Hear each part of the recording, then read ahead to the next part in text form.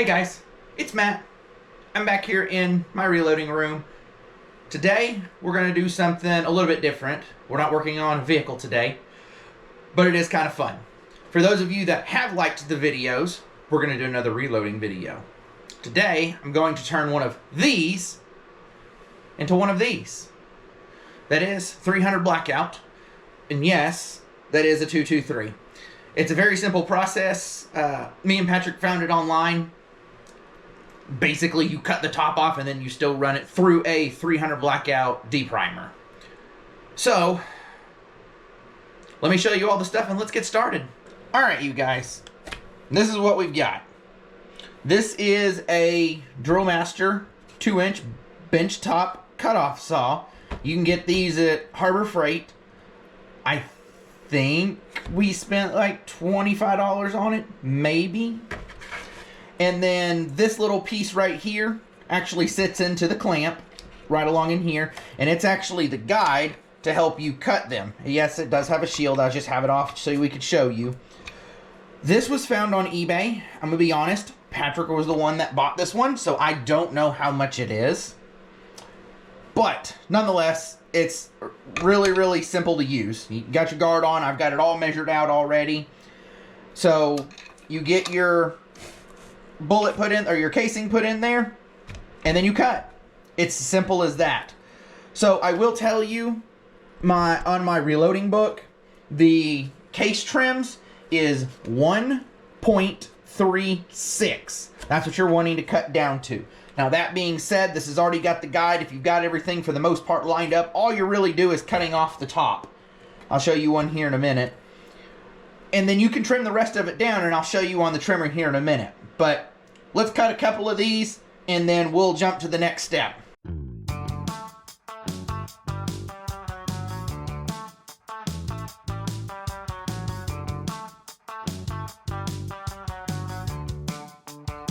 Alright guys, this is where I'm going to leave you because that's just loud. I'll get to the next, I'll cut the rest of these. We're going to do 10 to get from start to finish, and then we'll go from there. Alright, so there's 10 of them. And there's all the tops for them. Like I said, you're just really cutting off almost the very top of it. Alright guys, so what I'm going to do, and this is probably purely just a preference. I'm going to run each one of these, the tops of these, across the deburr and chamfer. And the only reason I'm doing this is because I'm wanting to take off all the little bits on here. I don't want all those stuck in my die. So I'm going to run them across this just real quick and then we'll move on.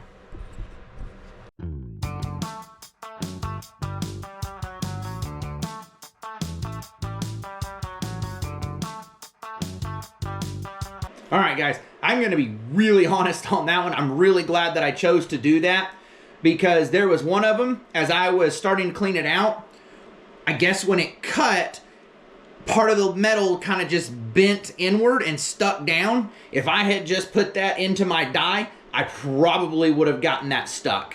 So I'm really glad that I actually cleaned the top of those off. Otherwise, I might not have seen that. Otherwise, I'm going to get these ones started. So I got my little tray to spray on my lube. I'm going to lube them up really well. And I just got my 300 blackout, just as if I was processing 300 blackout like normal. You use the deprimer, you put it up there, and what that's going to do is that's going to size the neck, and that's also going to deprime it as well. So we'll get these 10 done, and then we'll move on.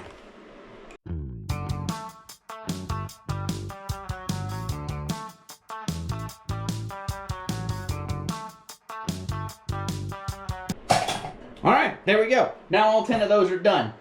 So the next part is probably one of the more technical parts, I guess I would say. It's still not even the hardest part. There's nothing really hard about any of it. But we're going to trim to length and clean the primer pockets and then do the chamfer and deburr again. And again, the only reason we're doing the chamfer and deburr again is because we're probably going to trim most of these down. I'd be willing to bet most of these are a little long. Yeah, see, there's 140, 141, Yeah, 140. So they're all slightly long, no big deal. That part is easy to take care of, so let's get to it. Alrighty, so we're back to my fun little case processor.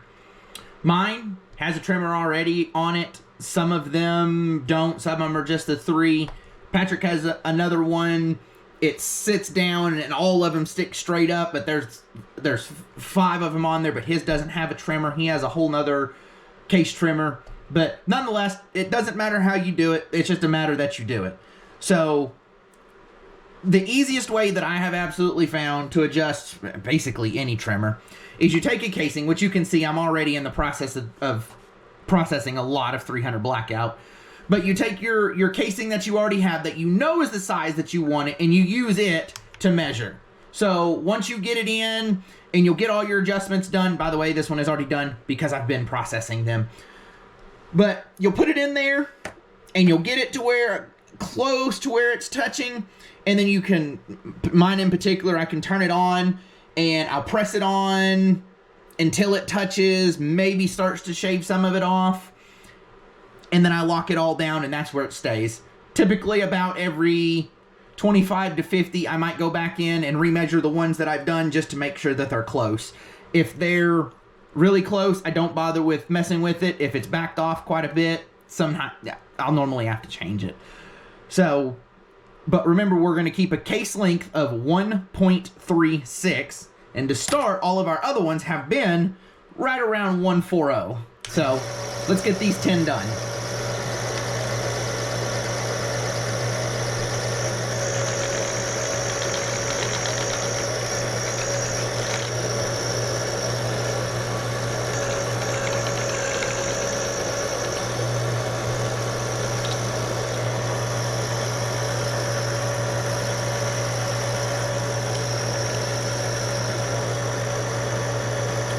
$1,357, so this one is actually a little bit on the low side.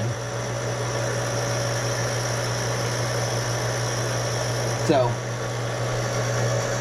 clean out the primer pocket. Remember, chamfer and deburr again.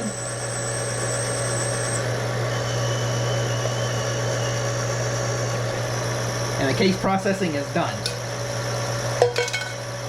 Now 9 more to go in this particular case.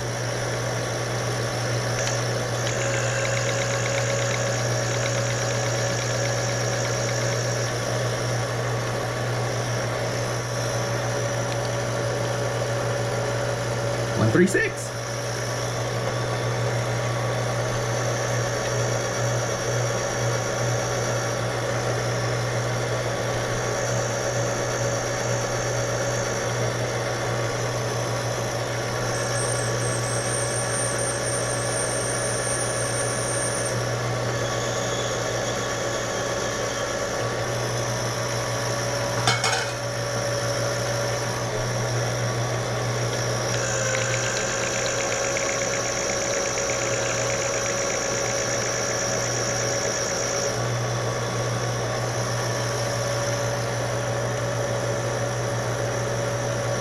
$136. I think the first one I might have just pushed a little too hard. Alright guys, I'm gonna get the rest of these processed. That way I can go ahead and get them in the tumbler. So let me finish this and I will be back with you guys. Alright, so the next step is putting them in the tumbler. We're gonna put them in the tumbler, make them all nice and shiny, make sure all the oil's out, make sure all the insides are clean. The primer pockets we ran over, all that good stuff. I know there's only 10 in this one, doesn't make it too effective. It gets the job done, plus I'm also just gonna use my small tumbler this time. So, times will vary. It's however long you want it in there, however shiny you want it to be. The main reason I run it through the tumbler after cutting and whatnot is to help remove burrs, smooth all this down, and make sure the insides are clean after I ran them through the deprimer and had to put oil on them.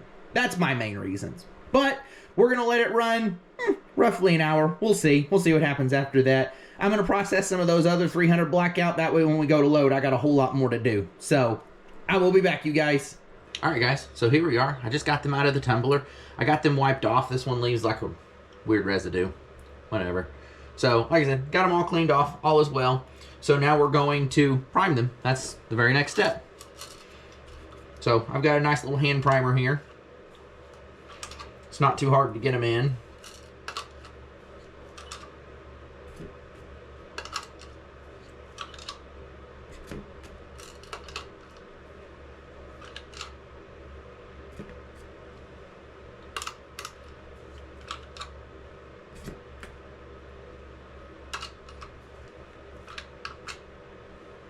There it is. There's 10 of them that are primed.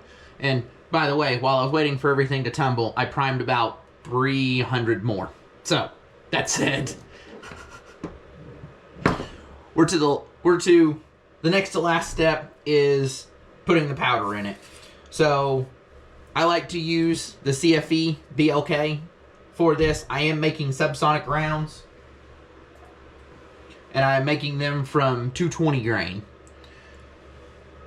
I believe you can do subsonics all the way down to about 190-ish. Depends on your powder load and the powder that you use. After that, they become supersonics. I also run 123s or 124s. They're 124s that I run supersonic, but I don't make too many of those because I bought a huge amount of them. So, but right now, I load subsonics at the 220 grain. So let's get some powder in them.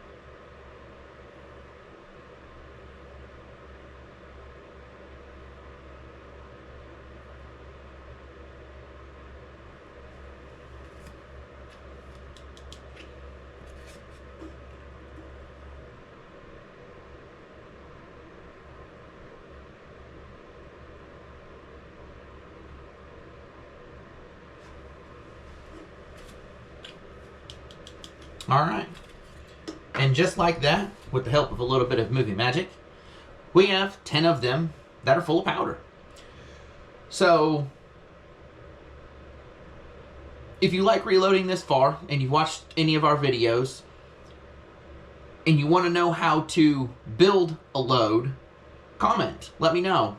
We will definitely teach you, learn you, how to make a load. So, I've already made this load. I've already tested them all out. This is the one that works best with my rifle. This doesn't necessarily mean it'll work with your rifle, but it's the best with my rifle. So, that said, I've got the powder in these 10. Let's get over to the press, and we're going to put some projectiles on them. Alright, you guys. So, one of the tricks that I've learned in reloading is I take a shell casing. This one's actually just a spent one already. All I did was put a projectile in it and press it down into it. But then I write on it what my overall case length should be. In this particular case, for this one, it's 2.26. So, if I get my calipers, throw it on here. There we go. See, now I can take this and measure with this. So, I already have this set, but this is a good way to check. I'm hitting at the top. I can feel it. And I check it. But I'm close nonetheless. So, put it on there. Put it on there. These 300s are really hard to get to stay on there.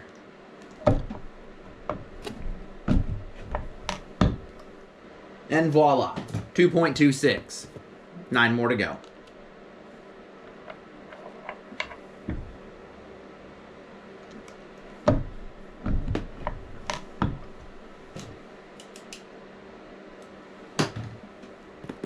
Two in a row.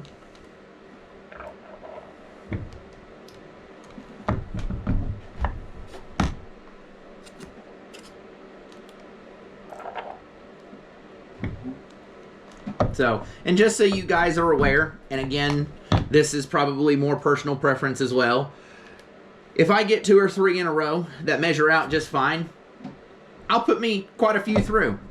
I may do 5, I may do 10, I may do 20, depending on how comfortable I feel with it before I measure my next one. But then I'll measure it again and see if it's off, and if it's right on, then I know everything's good. So I may go another 20 more at that point, and then measure it again. But if I'm off, I'll adjust it a little bit, and I'll measure maybe the 1 or 2 that I just previously did, and make sure that they're not too far off. And if they are, I can readjust them. If they're too deep, that's a little bit of a different issue. But if they're too high, tighten it down. So, but as soon as I get 2 or 3 in a row that are always good, I typically roll on with a bigger number.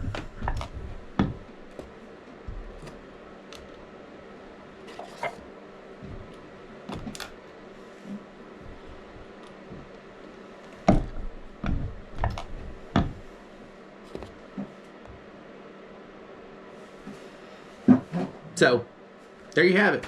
They're pressed in. All right, guys, we're done. I've got 10 of them that are completed.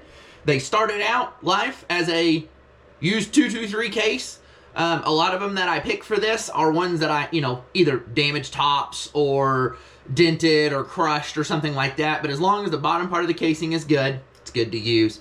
But you go from there, you cut off the top, looks something about like that, and then you run it through your Deprimer. And then it should look like that. So, a good 300 case. You don't necessarily have to go buy them because, to be honest, they're actually relatively expensive. If you have a bunch of 223 laying around, guess what? There you go. All is well. So, that said, that's the end of it. That is making a 300 case from a 223. Plus, I went ahead and threw in the rest of the reloading process if you haven't seen any more of our reloading videos.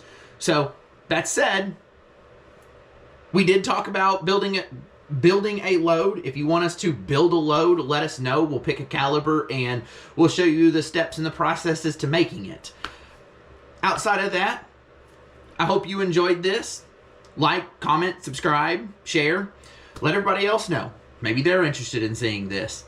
So, that'll be all for today. I hope to see you next Friday, you guys. Thanks. Bye.